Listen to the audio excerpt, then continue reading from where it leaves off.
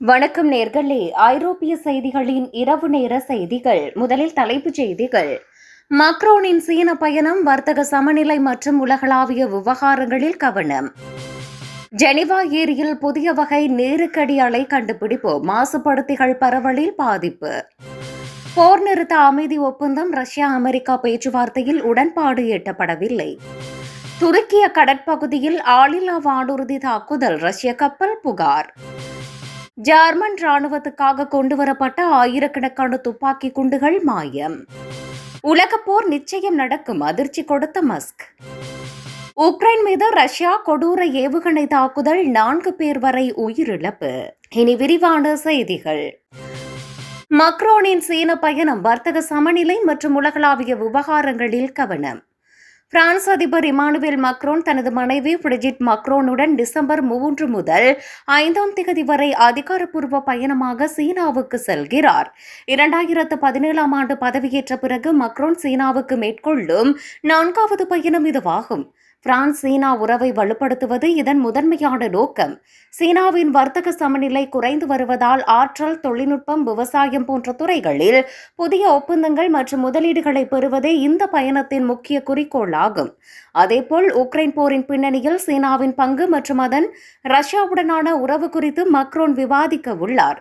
ஐரோப்பாவுக்கும் சீனாவுக்கும் இடையிலான அரசியல் மற்றும் பொருளாதார சமநிலையை வலுப்படுத்தவும், இருதரப்பு தூதரக பங்களிப்பை ஆழப்படுத்தவும் இந்த விஜயம் ஒரு முக்கிய முயற்சியாக கருதப்படுகிறது. ஜெனிவா ஏரியில் புதிய வகை நீருக்கடி அலை கண்டுபிடிப்பு, மாசுபடுத்திகள் பரவலில் பாதிப்பு. ஜெனிவா ஏரியில் ஆராய்ச்சியாளர்கள் ஒரு புதிய வகை நீருக்கடி அலையை கண்டுபிடித்துள்ளனர். இதற்கு V2 கெல்வின் அலை என பெயரிடப்பட்டுள்ளது. இந்த அலை கரையோரமாக நீருக்கடியில் வளைந்து செல்கிறது. மேலும் ஏரியில் உள்ள மாசுபடுத்திகள் மற்றும் ஊட்டச்சத்துக்களின் பரவலை பாதிக்கிறது என்று சுவிஸ் தேசிய அறிவியல் அறக்கட்டளை அறிவித்துள்ளது.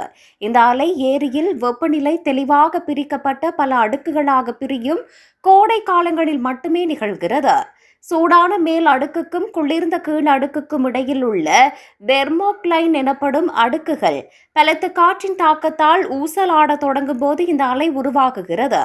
V2 கெல்வின் அலையின் சிறப்பு என்னவென்றால், இது 2 அடுக்குகளுக்கு பதிலாக 3 வெப்பநிலை அடுக்குகளும் ஒரே நேரத்தில் ஒன்றுக்கொன்று எதிராக நகர்வதால் உருவாகுகிறது.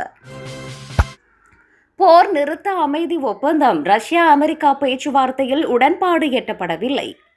ரஷ்ய அதிபர் விளாடிமிர் புட்டின் மற்றும் அமெரிக்க அதிபர் டொனால்ட் ட்ரம்ப் அனுப்பிய சிறப்பு தூதுவர் குழுவினருக்கும் இடையிலான உயர்மட்ட பேச்சுவார்த்தை மாஸ்கோவில் 5 மணி நேரம் இடம்பெற்றது.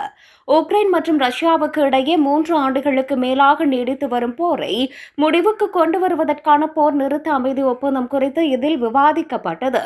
நள்ளிரவையும் தாண்டி நீடித்த இந்த கலந்துரையாடலின் முடிவில் போர் நிறுத்தத்துக்கான அமைதி ஒப்பந்தம் குறித்து எந்த உடன்பாடும் எட்டப்படவில்லை என்று ரஷ்யா அறிவித்துள்ளது. புட்டினின் உயர் வெளியுறவு கொள்கை உதவியாளர் யூரி உசாகோவ் அமெரிக்காவின் சில திட்டங்களுக்கு புட்டின் எதிர்மறையாக பதிலளித்ததாகவும், மேலும் பல நடவடிக்கைகள் முன்னெடுக்கப்பட வேண்டும் எனவும் தெரிவித்தார். எனினும் பேச்சுவார்த்தைகள் அதிகாரப்பூர்வமாக இருந்ததாகவும், தற்போது புட்டின் ட்ரம்ப் சந்திப்புக்கு திட்டமிடவில்லை எனவும் அவர் மேலும் குறிப்பிட்டார். துருக்கிய கடற்பகுதியில் ஆளில்லா வானூர்தி தாக்குதல், ரஷ்ய கப்பல் புகார். துருக்கிய கடலோர பகுதியில் தன் மீது ஆளில்லா வானூர்தி தாக்குதல் நடத்தப்பட்டதாக ரஷ்ய கப்பல் புகார் அளித்துள்ளதாக துருக்கிய கடல்துறை ஆணையம் தெரிவித்துள்ளது. செவ்வாய்க்கிழமை தாக்குதல் நடத்தப்பட்டதாக ரஷ்ய கப்பல் தெரிவித்தது. தாக்கப்பட்ட போதிலும் அக்கப்பல் உதவி கேட்டு அழைக்கவில்லை எனவும், துருக்கியின் சினோப் துறைமுகத்தை நோக்கி அது விரைந்தது என்றும் துருக்கிய கடல்துறை விவகாரங்கள் ஆணையம் எக்ஸ் தளத்தில் பதிவிட்டது. தாக்குதல் நடத்தியோர் குறித்த விவரங்கள் வெளியிடப்படவில்லை.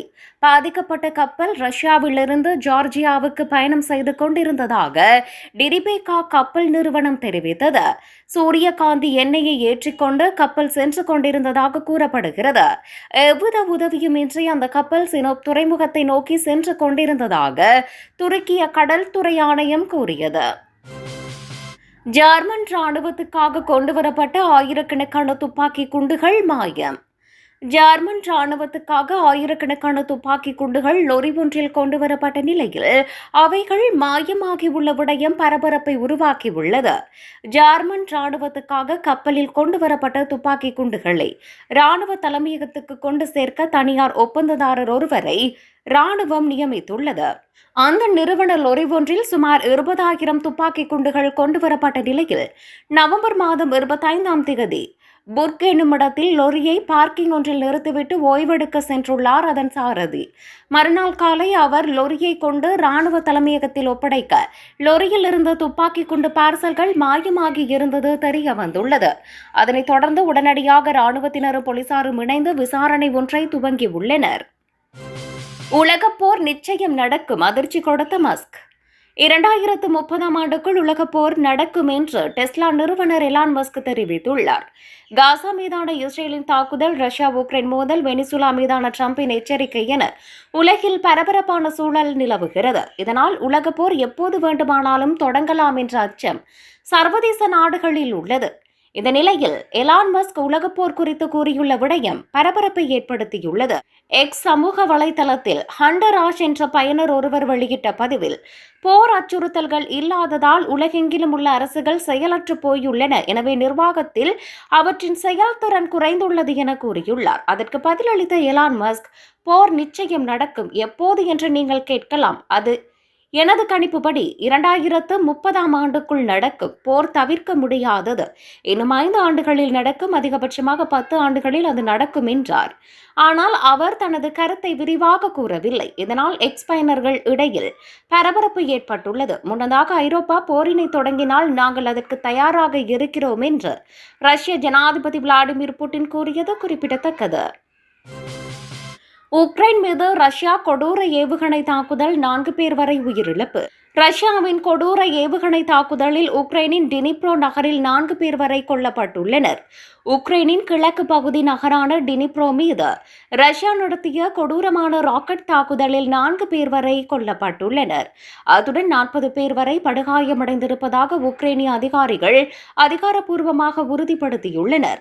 திங்கட்கிழமை காலை நடத்தப்பட்ட இந்த தாக்குதலில் ரஷ்யாவின் பால்ஸ்டிக் ஏவுகணைகள் பயன்படுத்தப்பட்டிருப்பதாக கூறப்படுகிறது. மேலும் ரஷ்யாவின் இந்த தாக்குதல் தொடர்பாக வெளியான வீடியோ காட்சி ஒன்றில் டினிப்ரோ நகரின் நெடுஞ்சாலை அருகே பெரிய வெடிப்பு சம்பவம் நிகழ்ந்திருப்பதை பார்க்க முடிகிறது. இந்த தாக்குதலில் அலுவலக கட்டிடம், பல வாகனங்கள் மற்றும் கடைகள் கடுமையாக சேதமடைந்திருப்பதும் பார்க்க முடிகிறது. தாக்குதலுக்குள்ளான டினிப்ரோ நகரம் முன்னணி போர்க்களத்திலிருந்து 100 கிலோமீட்டர் தூரத்தில் அமைந்துள்ளது.